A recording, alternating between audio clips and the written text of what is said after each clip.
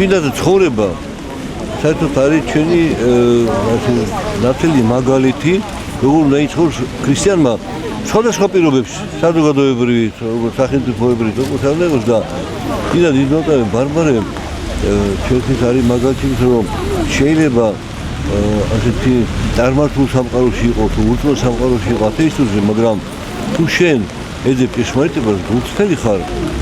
უფალი გაპოვნებს გზას თავისკენ და აი ეს მაგალითი როგორც ჩაკეტილი მამის მიერ ამ სივრცეში სისხურებას მინდა გიშლის სცენარის, ყვავილის, ფრინველების და როდესაც შეხედა კანონზომიერება სამყაროში ვთქვი რომ არის კანონმდებელი სტიქიურად შემთხვევით არაფერი არ ხდება და აი ესეთი გზა რომელთაც შეიძლება დღევანდელ დღეს როდესაც ათეიზმი მსოფლიოს ვრცელდება მუდმივ ადამიანმა გონევრული შემეცნებით გარემოს ბუნების და თვითონ ადამიანის ორგანიზმის შეიძლება მიხდეს რომ შემთხვევით არაფერი არ არის აი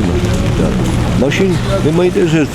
ვინც არის ვინც შექმნა სადა ქვეყანა და ყოველი მაშინა რაც არის და ზღვაში ხო მაშინ მეც ხო ახლა თუ გონიერი ვარ მე მინდა მასთან კონდეს კავშირი რატო რომ უკეთესად ვიცოდე რისი ცხოვრობ რისი დავიბადე რა უნდა ვაკეთო სწორ გზაზე მივიდე თუ არა ამ კითხვებზე პასუხს მე ისევ თვითონ მივიღებ და უფალი პირად არა მაგრამ წერილ გელაპარაკებს მინდა წერილ გელაპარაკებს მინდა და ცხოვრებით გელაპარაკება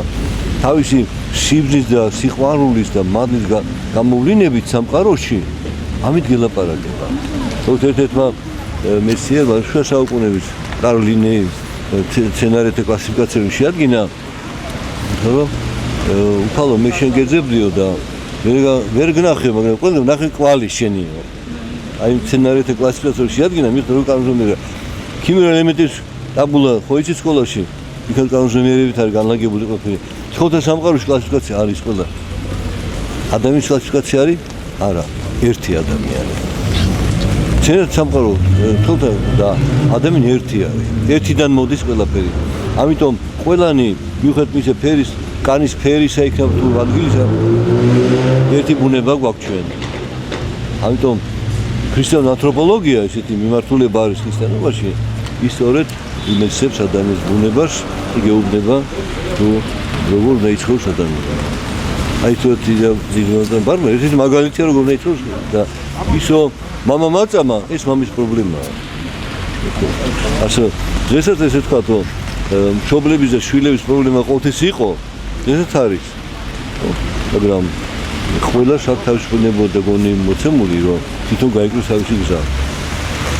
და მაგალითი ამ გზისა აქვს მოცემული ჩვენი დიდი წმინდანების ცხოვრებით და ბარბარე ერთ-ერთი მათგანი ერთად აგვიხსნა შვიდობას ქვეყანაზე და ერთმანეთის სიყვარულს და გატანას და ქვეყანა დაწყერებული გამშვიდეს ქვეყანამ შვიდობა ყოფილიყო აი ხარისხალა